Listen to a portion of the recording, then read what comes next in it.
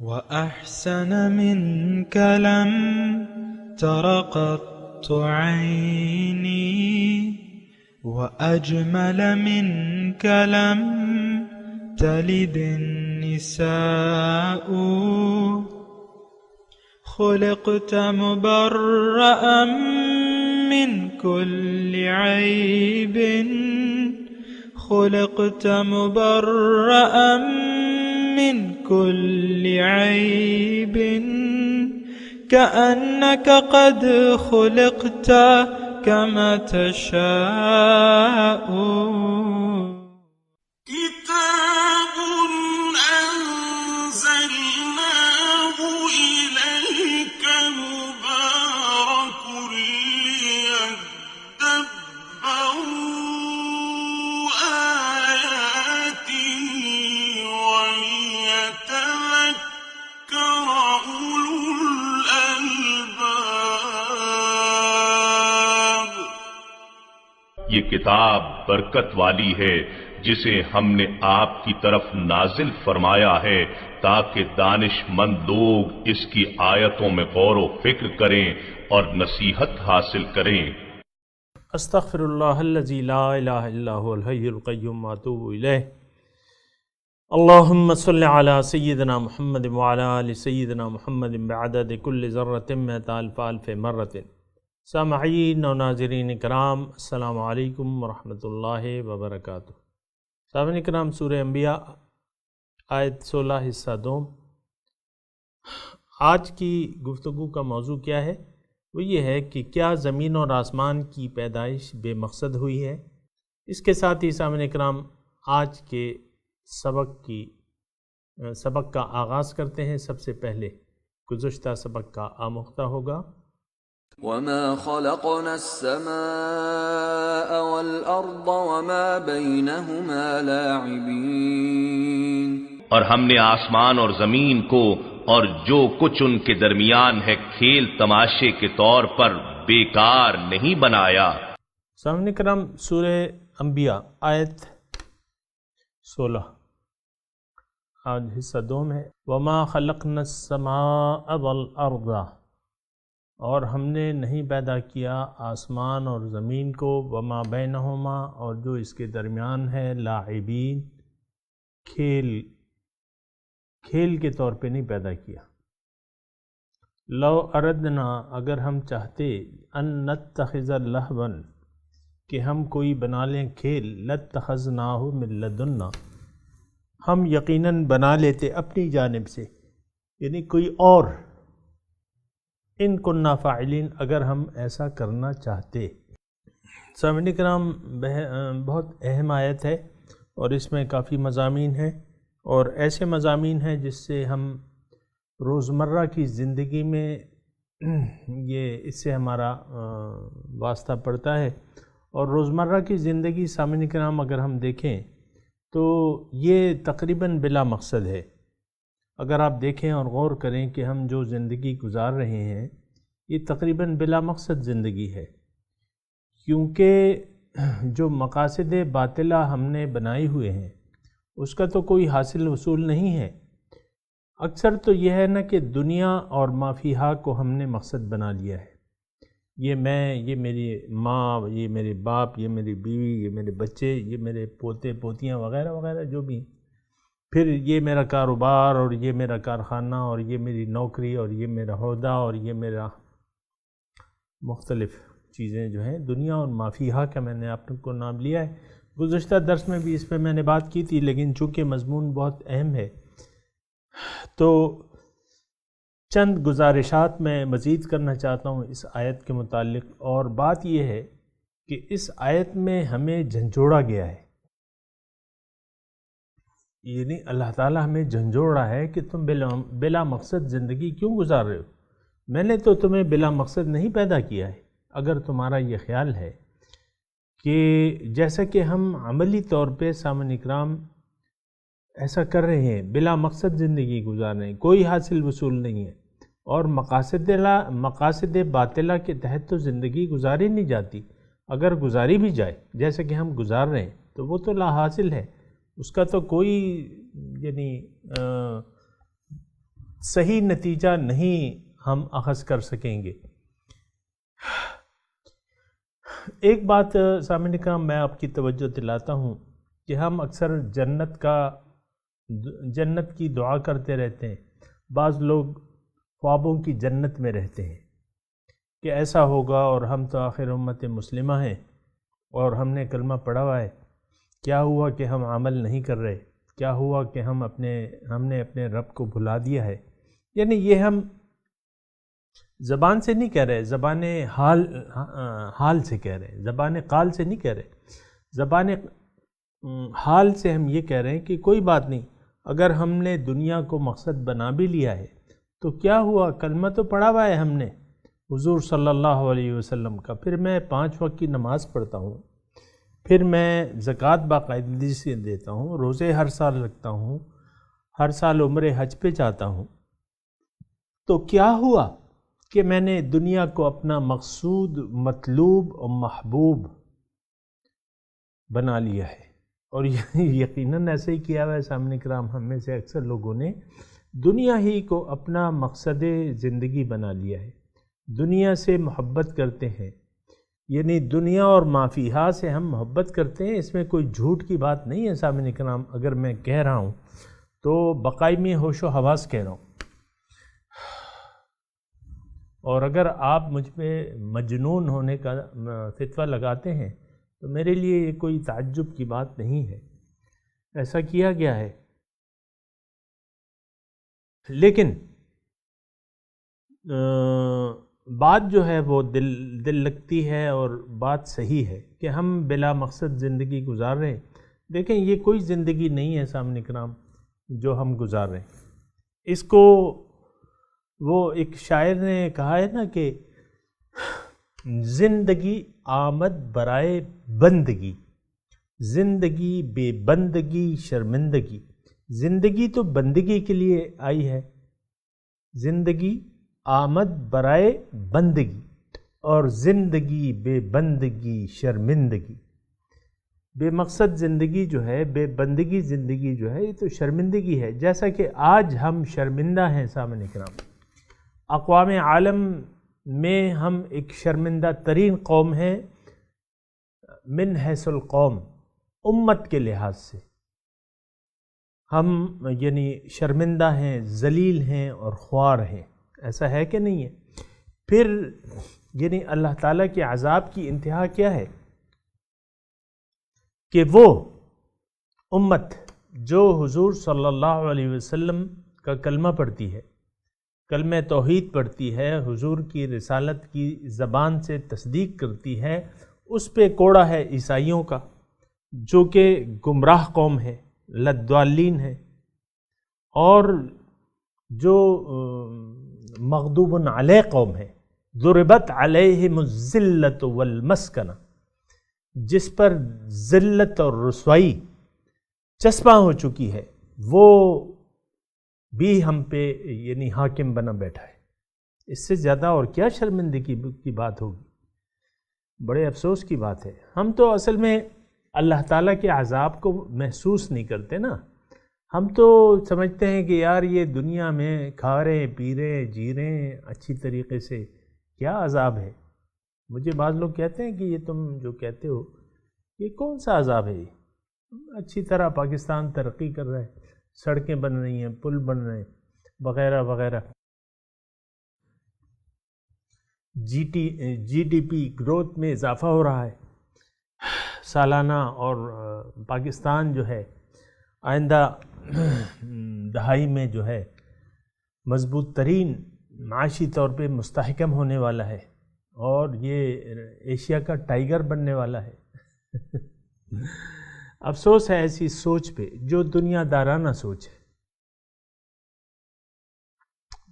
دیکھیں حضور صلی اللہ علیہ وسلم تشریف لائے تو انہوں نے قوم بنائی، ہم نے اجتماعی وحدت کو ضائع کر دیا۔ فخلف من بعدهم خلف اضاعوا الصلاة واتبعوا الشہوات فسوف یلقون غیا۔ اللہ تعالیٰ فرما رہا ہے کہ اس سے پہلے نیک لوگوں کا تذکرہ ہے، پھر اللہ تعالیٰ نے یہ فرما رہا ہے کہ اس کے بعد جانشین ہوئے نااہل جانشین، فخلف من بعدہم خلف اضاعوا الصلاۃ، جنہوں نے نماز کا نظام ضائع کر دیا، واتبعوا الشہوات، اور شہوات کی پیروی شروع کر دی، فسوف یلقون غیا، اب یہ پہنچیں گے، ان کا ٹھکانہ جو ہے غی ہے۔ تقریباً 100% سامعین اکرام یہ حالات، یہ آیت جو ہے ہم پہ چسپاں ہوتی ہے، ہم پہ فٹ ہوتی ہے، کیونکہ ہم جانشین تو ہیں۔ ہمارے جو بزرگ تھے قرون اولا جسے ہم کہتے ہیں، تو وہ تو ہمارے اچھے تھے، یعنی وہ تو اچھے تھے، وہ تو نیک تھے، وہ تو صالح تھے، وہ تو ایک قوم تھے، وہ ایک جمعیت تھے۔ وہ کہتے ہیں نا تم سبھی کچھ ہو، یہ تو بتاؤ کہ مسلمان بھی ہو یا نہیں، یوں تو سید بھی ہو، مرزا بھی ہو، افغان بھی، یہ تو بتاؤ کہ میں نے شعر نوٹ کیا ہوا ہے، یوں تو سید بھی ہو، مرزا بھی ہو، افغان بھی ہو، تم سبھی کچھ ہو، بتاؤ کہ مسلمان بھی ہو۔ اور دوسرا شعر اسی بارے میں ہے، یہ مطلب اشعار سے میری وہ اتنی وہ نہیں ہے، لیکن یہ ہے کہ وہ موقع مناسبت کی لحاظ سے میں پڑھ دیتا ہوں۔ اور اقبال جو تھے وہ ہمارے جو حکیم تھے، حکیم الامت تھے، تو وہ کہتے ہیں کہ وضع میں تم ہو نصارہ تو تمدن میں ہو ہنود، یہ مسلمان ہیں جنہیں دیکھ کے شرمائیں یہود۔ اور پھر وہ ایک اور بھی شعر میں کہتے ہیں نا، جو میں سر بسجدہ ہوا کبھی تو زمین سے آنے لگی صدا، تیرا دل تو ہے صنم آشنا، تجھے کیا ملے گا نماز میں۔ تو پھر ایک اور شعر میں وہ فرماتے ہیں کہ قلب میں سوز نہیں، روح میں احساس نہیں، کچھ بھی پیغام محمد کا تمہیں پاس نہیں۔ پھر کیا کہتے ہیں کہ نہ تو زمین کے لیے نہ آسماں کے لیے، جہاں ہے تیرے لیے تو نہیں جہاں کے لیے۔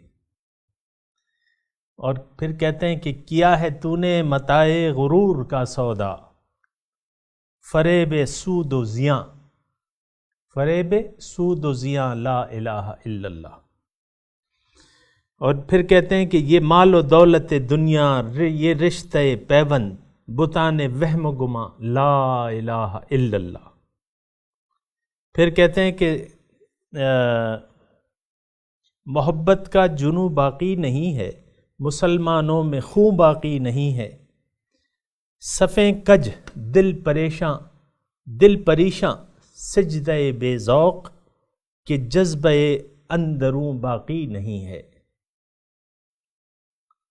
پھر ایک اور جگہ کہتے ہیں کہ سجدہ خالق کو بھی، سجدہ خالق کو بھی ابلیس سے، سجدہ خالق کو بھی ابلیس سے یارانہ بھی، حشر میں کس عقیدت کا صلہ مانگے گا۔ تو ایک آخری میں آپ کے گوش گزار کروں ایک اور شعر، وہ کہتے ہیں کہ اللہ کرے، اللہ کرے، اللہ سے کرے دور تو تعلیم بھی فتنہ، املاک بھی اولاد بھی جاگیر بھی فتنہ، ناحق کے لیے اٹھے تو شمشیر بھی فتنہ، شمشیر ہی کیا نعرے تکبیر بھی فتنہ۔ تو بہرحال یہ سارے باتیں ہیں سامعین اکرام، میں آپ کے گوش گزار کرتا رہتا ہوں۔ بات یہ ہے کہ ہمارا مقصد کیا ہے، جاگو اور جگاؤ۔ ہم جو بیٹھے ہوئے ہیں بات کر رہے ہیں اور میں کر رہا ہوں، آپ سن رہے ہیں، اس کا مقصد ایک ہے۔ میں کوئی نہ مولوی ہوں، نہ علامہ، نہ خطیب، بس میں آپ کی طرح ایک عام سا شخص ہوں، لیکن مقصد کیا ہے اس ساری گفتگو سے، جاگو اور جگاؤ، کہ ہم خود جاگ جائیں، اوروں کو بھی جگانے کی کوشش کریں سامعین اکرام، تو اللہ تعالی ہم سے راضی ہوگا۔ تو بہرحال یہ اپنی آیت کی طرف آتے ہیں ما خلقنا السماء والارض وما بینہما لاعبین، اللہ تعالیٰ فرماتا ہے کہ میں نے زمین اور آسمان کو کھیل کے طور پہ نہیں پیدا کیا۔ اس میں بہت گہرا مضمون ہے سامعین کرام۔ اصل میں ہم اللہ تعالیٰ کی جب آیات آتی ہیں تو اس سے گزر جاتے ہیں، اس پہ کان نہیں دھرتے۔ تو یہ ایک بہت خطرناک روش ہے، ایسا نہیں ہونا چاہیے، بلکہ حق سمجھنے کے لیے ہوتا ہے۔ اور اللہ تعالیٰ فرماتا ہے وَلَقَدْ يَسَّرْنَا الْقُرْآنَ لِلذِّكْرِ فَهَلْ مِن مُدَّكِرٍ، کہ میں نے قرآن کو نصیحت کے لیے آسان کر دیا ہے، پھر کوئی ہے کہ سوچے اور سمجھے۔ تو یہ سوچ سمجھ سے کام لینا ہی اچھا ہوتا ہے سامعین کرام۔ آپ یہ جو آیت ہم پڑھ رہے ہیں، یہ 2 آیات ہیں، اس میں بہت گہرا مضمون ہے، اور افسوس کی بات یہ ہے کہ ہم نے نہ صرف اس آیت سے بلکہ تمام قرآن سے صرف نظر کیا ہوا ہے۔ ہم یہ اللہ تعالیٰ فرما رہے ہیں یہ 2 آیتوں میں کہ بھئی یہ زمین اور آسمان تم سوچو، میں نے تو بے مقصد نہیں پیدا کیے، اگر کھیل ہی میرا مقصود ہوتا میں اور کوئی کھیل بنا لیتا جس میں کسی کو نقصان نہ ہوتا، جس میں کسی کو جہنم میں نہ گرنا ہوتا۔ یہ تو اللہ تعالیٰ نے جو تخلیق کی ہے، اس میں سے اس کا نتیجہ کیا برآمد ہو رہا ہے؟ آپ سوچیں نا، تھوڑا سوچیں کہ اللہ تعالیٰ فرما رہے ہیں کہ والعصر ان الانسان لفی خسر، زمانہ گواہ ہے کہ انسان نقصان میں جا رہا ہے۔ والعصر، زمانے کی قسم کہ انسان نقصان میں جا رہا ہے، کیونکہ بے مقصد زندگی گزار رہا ہے، اور جو بچ گئے اس کی پھر تفصیل ہے الا الذین آمنوا وعملوا الصالحات وتواصوا بالحق وتواصوا بالصبر۔ لیکن کتنے ہیں ایمان والے لوگ؟ آج تو رونا یہی ہے کہ ایمان والے نہیں، ایمان والے باقی نہیں ہیں۔ دیکھیں، آج میں ایک آسان آپ کو بات بتاتا ہوں۔ مسلمان تو ایک جماعت کا نام ہے، ایک امت کا نام ہے۔ آج آپ روئے زمین پر مجھے کوئی اسلامی جماعت بتا دیں، کوئی اسلامی حکومت بتا دیں، کوئی اجتماعیت بتا دیں، یہ تو ہم انفرادی طور پہ ہیں، انفرادی طور پہ جی رہے ہیں۔ کوئی شیعہ بنا ہے، کوئی سنی بنا ہوا ہے، کوئی بریلوی ہے، کوئی دیوبندی ہے، کوئی اہل حدیث ہے، کوئی کیا ہے سامنے کرام۔ میں یہ نہیں کہہ رہا کہ میں ان کو غلط نہیں کہہ رہا، میں صرف یہ کہہ رہا ہوں کہ اجتماعیت نہیں ہے، مسلمان ایک قوم واحد نہیں ہے، ہم بٹ گئے ہیں۔ آپ دیکھیں نا، سعودی عرب اور ایران کی جنگ ہو رہی، عقیدے کی جنگ ہے اور ویسے بھی مفادات کی جنگ ہے سامعین کرام۔ ان کا ایران کا اپنا ایک رویہ ہے، میں کسی پہ انگلی نہیں اٹھا رہا، لیکن سعودی عرب کا اپنا پھر ایک وہ ہے۔ تو اس روئے زمین پر آج مسلمان من حیث القوم باقی نہیں ہے سامنے کرام۔ ہماری کوئی جمعیت نہیں ہے، ہمارا امام نہیں ہے۔ سب سے دیکھیں نا افسوسناک بات کتنی ہے، کوئی امام بھی نہیں ہے۔ لا اسلام الا بالجماع ولا جماعت الا بالامیر ولا امیر الا بالطاعہ، حضرت عمر رضی اللہ تعالیٰ عنہ کا مشہور مقولہ ہے۔ اسلام جمعیت کے بغیر تو اسلام جماعت کے بغیر قائم ہی نہیں رہ سکتا، جماعت امیر کے بغیر نہیں ہو سکتی، امیر اطاعت کے بغیر نہیں ہو سکتا۔ آج مجھے بتائیں کہاں ہے مسلمانوں کا امیر، کہاں ہے بڑا، کہاں ہے کون بڑا ہے؟ سب اپنی اپنی ڈفلی بجا رہے۔ یہ تو میں آپ کو بات کہتا رہتا ہوں نا، تو بات یہ ہے کہ یہ ساری بات سوچ، خیر یہ تو اجتماعی بات ہے۔ اب آتے ہیں انفرادی بات کرتے ہیں نا، کیونکہ ٹھیک ہے، لیکن اصل میں جو ہے بات تو انفرادی ہے۔ دیکھیں حضور صلی اللہ علیہ وسلم تشریف لائے، انہوں نے فرد پہ توجہ کی سامنے کرام، حالانکہ حکومت تو ان کو مل رہی تھی، مکے میں ان کو پیشکش ہوئی، آپ کو معلوم ہے کہ آپ کو ہم اپنا امیر بنا لیتے ہیں، بادشاہ بنا لیتے ہیں۔ حضور نے فرمایا نہیں، بادشاہت میری مقصود نہیں ہے، میں تو اللہ تعالیٰ کی طرف دعوت دینے والا ہوں۔ ان ھذہ تذکرۃ فمن شاء اتخذ الی ربہ سبیلا، یہ تو ایک نصیحت ہے، جو بھی اپنا یعنی رخ اللہ تعالیٰ کی طرف کرنا چاہے اور اس کے راستے کی طرف چلنا چاہے، میں اس کی دعوت دے رہا ہوں۔ یہ تو ایک نصیحت ہے. تو حضور آپ دیکھیں نا، میں تھوڑی سی یہ بات کہہ رہا ہوں، تھوڑا سا آپ سوچیں. حضور جس طرح کہ آج ہم نے ایک وتیرہ بنا لیا ہے سامعین کرام، یہ مذہبی جماعتیں، میں مجبوراً نام لیتا ہوں ان کا، میرا بھی تعلق مذہب سے ہے لیکن میں مجبوراً نام لیتا ہوں کہ اکثر جماعتوں کی دوڑ جو ہے وہ اسلام آباد تک ہے. آپ تو اچھی طرح واقف ہے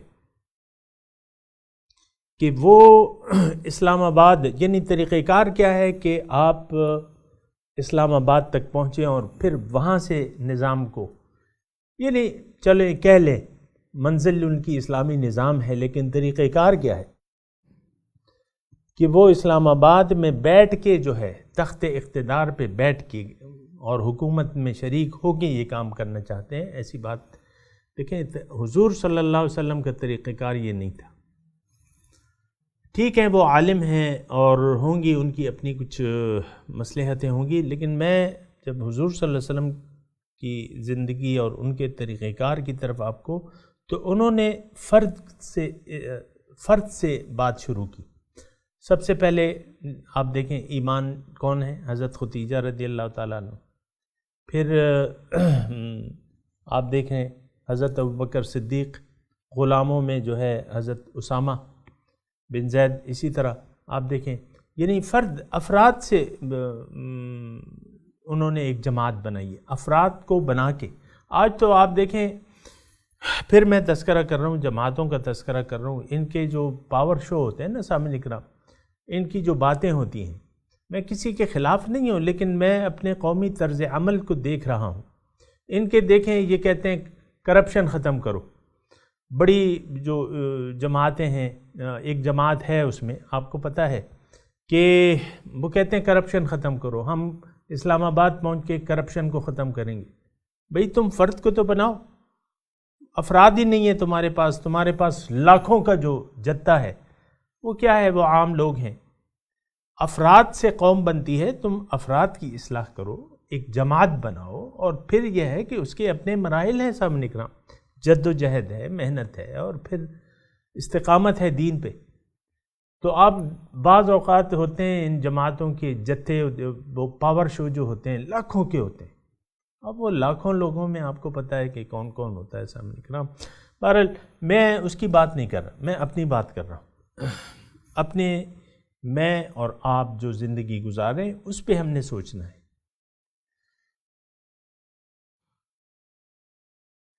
اس پہ ہم نے سوچنا ہے کہ آیا کیا ہم جو آیت پڑھ رہے ہیں اس کے ہم مصداق ہیں کہ اس کے مصداق نہیں ہیں؟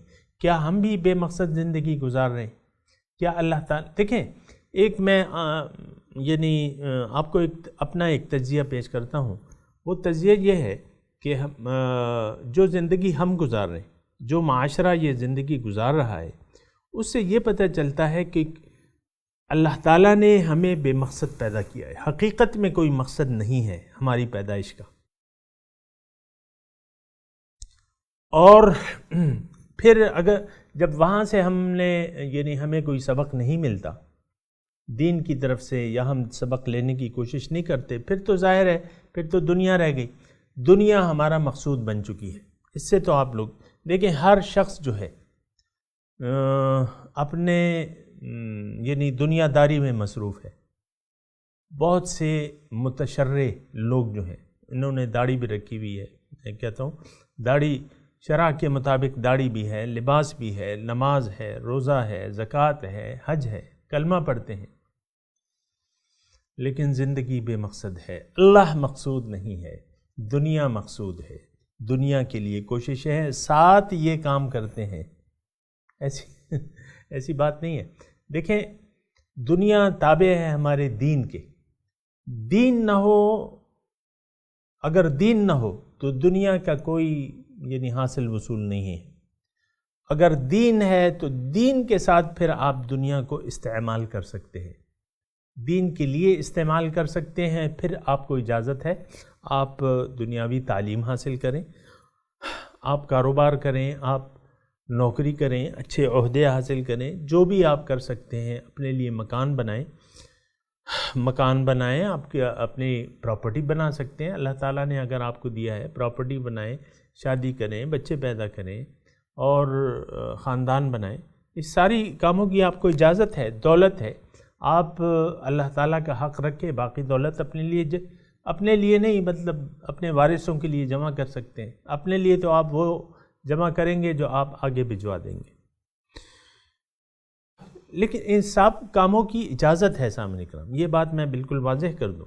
بعض لوگ یہ سوچتے ہیں کہ بھئی ہم یہ سب کچھ چھوڑ دیں تو پھر کیا کریں گے؟ کون کہتا ہے بھئی سب کچھ چھوڑ دو؟ آپ کو تو کسی نے نہیں کہا، آپ کو تو دین، دیکھیں میں ایک مختصر الفاظ میں اگر یہ مضمون ادا کر دوں تو وہ یہ ہے کہ یہ دنیا میں اللہ تعالیٰ نے ہمیں پیدا کیا ہے، بنیادی مقصد کیا ہے کہ وہ ہمیں اعلیٰ درجات سے نوازنا چاہتا ہے، اعلیٰ مقامات سے نوازنا چاہتا ہے، ایک عظیم مرتبہ ہمیں دینا چاہتا ہے، اور ایک عظیم الشان نعمت جو ہے اس سے ہمیں سرفراز کرنا چاہتا ہے۔ وہ کیا ہے؟ وہ قرب خداوندی ہے، وہ رضا الہی ہے، وہ ملاقات ہے، وہ دیدار الہی ہے۔ اس سے اونچی تو کوئی نعمت نہیں ہو سکتی سامنے کا۔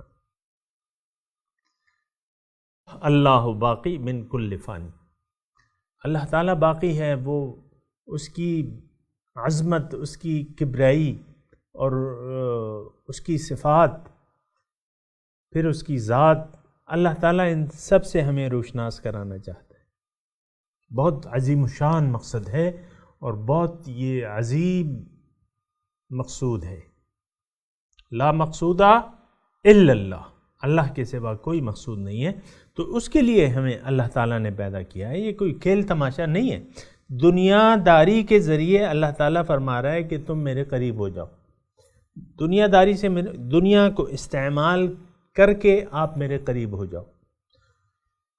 اب وہ استعمال کیا ہے کہ تم، ایک تو بنیادی مقصد کا تعین ہے سامعین کرام، بنیادی مقصد کا تعین ہے کہ آپ ایک مقصد کا تعین کر لیں، اپنا ایک مقصد صحیح کر لیں، اپنی منزل کو صحیح کر لیں، اس کے بعد جو ہے آپ اللہ کے راستے کا سفر شروع کریں اور زندگی اللہ تعالیٰ کے کہنے کے مطابق گزاریں، اپنا مال و جان کا اختیار اللہ کے حوالے کر دیں، پھر جو ہے وہ نتائج جو ہیں اخذ ہونا شروع ہو جائیں گے۔ سامعین کرام، یہ تھوڑی سی بات میں نے کی ہے، لیکن ابھی میرا وقت اختتام پذیر ہے، انشاءاللہ اگلی گفتگو میں مزید اس پہ کچھ بات کریں گے۔ ابھی آپ میں تلاوت کرتا ہوں، میرے ساتھ دہرا دیے۔ اعوذ باللہ من الشیطان الرجیم، بسم اللہ الرحمن الرحیم، وما خلقنا السماء والأرض وما بينهما لاعبين لو أردنا أن نتخذ لهوا لاتخذناه من لدنا إن كنا فاعلين۔ ترجمہ سنا دیجئے، ما خلقنا السماء والأرض وما بينهما لاعبين،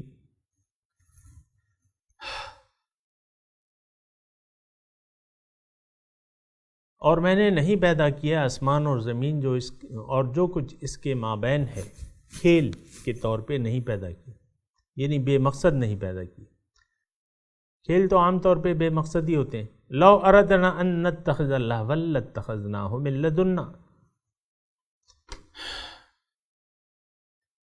اگر ہمارا ارادہ ہوتا کھیل کا تو ہم اپنی جانب سے کوئی کھیل بنا لیتے جس میں کسی کا نقصان نہ ہوتا۔ ان کننا فاعلین، اگر ہم نے ایسا کرنا ہوتا۔ سامعین کرام، اب ان آیات کی تلاوت اور ترجمہ سنتے ہیں۔ وما خلقنا السماء والأرض وما بينهما لاعبين We did not create the sky and the earth and what is between them for amusement. لو أردنا أن نتخذ لهوا لاتخذناه من لدنا كنا فاعلين. If we wanted amusement, we could have found it within us, were we to do so. سامعین کرام، اس کے ساتھ ہی آج کے درس کا وقت اختتام کو پہنچا۔ اگلے درس میں انشاءاللہ ملاقات ہوگی۔ وآخر دعوانا ان الحمدللہ رب العالمین، والسلام علیکم ورحمۃ اللہ وبرکاتہ۔